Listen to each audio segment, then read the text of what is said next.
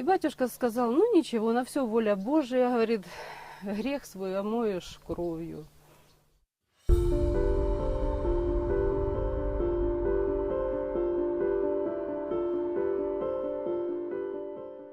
Ну, это еще в детстве, я в школе еще училась, когда батюшка Зосима,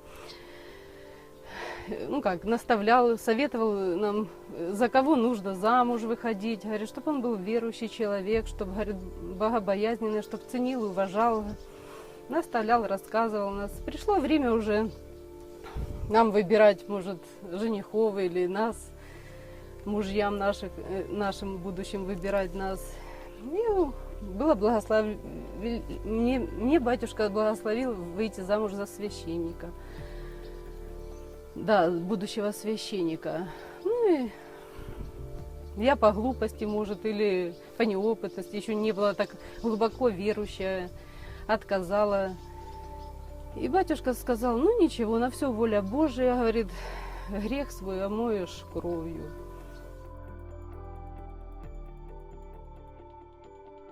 Ну, я думала, мало ли чего, на ум приходило всякое. Думаю, может, под машину попаду, может, что-то еще случится. Ну, жизнь шла своим чередом. Родила Лидию, девочку на Лидию. Батюшка сказал, приезжают ко мне родители в роддом проведывать. А я говорю, как назвали? Она говорит, мама говорит, Лида. Я же тоже сопротивлялась, сначала не нравилось, мужу не нравилось. Ну, смирились. Батюшка говорит, вы поймите, это, говорит, не я называю, говорит, детей, говорит, а сам Господь вам посылает в тот день родиться, когда, какой день ангела кому нужен. Потом Георгий родился, ну и все. Муж был неверующий, тоже не хотел, как, двое и все, хватит. Прошло время, у меня случилось заболевание по-женски, и мне сказали, только нужна операция. Ну, я же приезжаю до батюшки за благословением, говорю, батюшка, мне сказали, нужно благословите на операцию.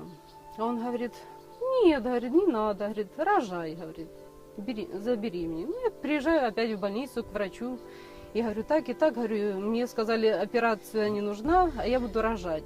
Она улыбнулась и говорит, ну, это невозможно, говорит, с таким диагнозом, говорит, как у вас, говорит. Ну, говорит, рожайте, говорит, если получится. Ну, так прошло время, я приезжала к батюшке, батюшка, ну что, говорит, не беременная? Я говорю, нет, батюшка. Он говорит, ну, молись Богу, как Господь управит, если нужно будет, говорит, родишь, а нет, говорит, значит, как Богу угодно. И потом время прошло, я забеременела, с первых дней на сохранении в больнице находилась. И так постоянно приезжала, причащалась, батюшка говорил, причащайся, там, пособороваться. И когда уже пришло время, может, срок уже, ну, еще я раньше немножко родила, заходила до батюшки, уже последний мой приход до батюшки был перед родами, зашла. Батюшка говорит, о, Вера, раз живот в руках держишь, значит, скоро будешь рожать, говорит. А я же спрашиваю, говорю, батюшка, а мне рожать, говорю, где? По месту, говорю, у себя, говорю, или, говорю, у знакомой, говорю, верующая тоже гинеколог была, Светлана Леонидовна Белоусова. А он говорит, смотри сама, где захочешь, говорит. Ну, я же благословение взяла народы, говорю, батюшка, благословите, говорю. Он, ну все, с Богом, говорит, это. И пошла я в машину. Когда приходит Люба и говорит, Вер, захожу я после тебя, говорит, батюшка сидит задумчивый, молится, говорит. А я рассказываю за свое, говорит, за свои проблемы начала рассказывать, за свои вопросы спрашивать. А батюшка молчит и молится, а потом, говорит, поднимает и голову, Люба, беги, говорит, догони Верочку, говорит, скажи, пусть, говорит, едет в больницу до Светланы Леонидовны, только там, говорит, пусть только там рожает, говорит. И, говорит, по дороге, ну ладно, говорит, ну, говорит, это, ну, думаю, мы еще посмеялись в машине, думаем, зачем, что за качан, так это. Ага, а потом же, и как-то вот сердце мне подсказывало, что нужно раньше лечь. Я приехала к ней, Светлана Леонидовна говорит, Вера, говорит, ну ложись, раз приехала, ложись раньше, говорит, потому что 3-й роды, говорит, может быть, еще диагноз такой был, говорит, это. Положили меня раньше, и вот она, говорит, чудо, говорит, что я не пошла домой на ночь, говорит, позвонила мужу, я говорю, что-то, говорит, меня беспокоит, говорит, пациентка моя, говорит, так что я останусь переночевать в больнице. И у меня вечером где-то 9:30 начинаются схватки и такое ужасное кровотечение, что весь медперсонал удивился. Говорит, мы еще такого не видели. И вот это только вспоминаю батюшкины слова, которые он говорил, грехи свои омоешь кровью.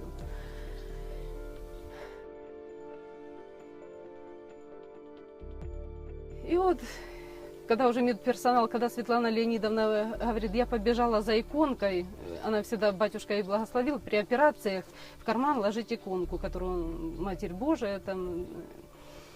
И она побежала за иконкой и кричит, слышу по коридору, говорит, бегом ее в операционную, говорит. Ну, пока меня везли на каталке, я помню, уже отключилась, сознание потеряла. И когда уже ну и еще единственное, когда мне во время операции я летела в какой-то туннель ужасный, со скоростью звука, темный, и где-то лучик света был. И когда я уже очнулась, ну, пришла в себя после наркоза, возле меня сидела Светлана Леонидовна, это же гинеколог, и плакала, и она как заплакала, и говорит, Вера, говорит, никто не верил, что ты выживешь, говорит. Во-первых, я тебе ни кровь не добавила, говорит, ты почти всю кровь потеряла. Говорит, а я после операции, говорит, звоню ночью до батюшки и говорю, батюшка, говорю, молитесь, говорю, Вера, а он говорит, я все знаю, я молюсь, говорит, все будет хорошо.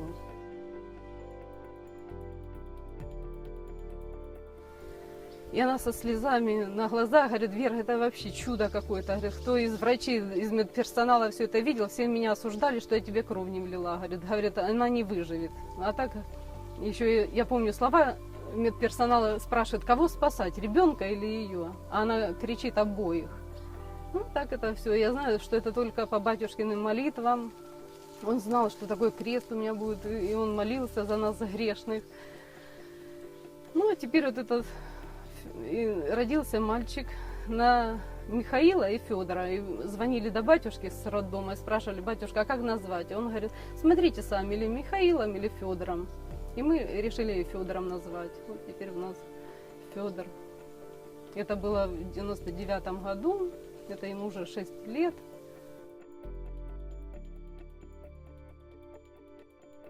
Да, благодаря батюшке Зосиме мы живем, и как малейшее что-то случается, и, вот, и оно с детства уже заложено в нем.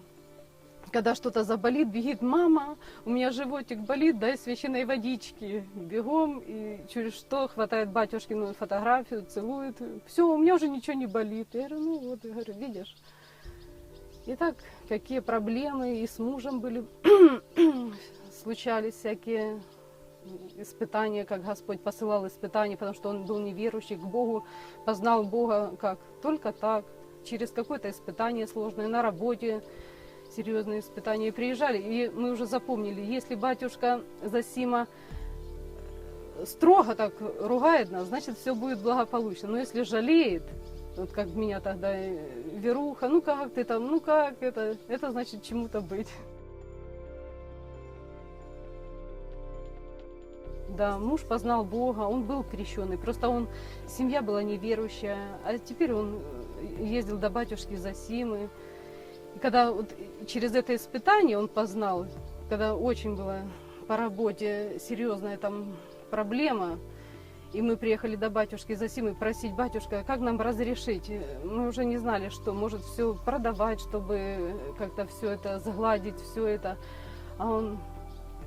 Езжайте с Богом домой. А я Саше еду и говорю, Саш, если батюшка так сказал, говорю, значит все будет благополучно. И когда все наладилось, и тогда муж приехал в храм, поисповедовался, причастился и соборовался, и через это только познает Бога.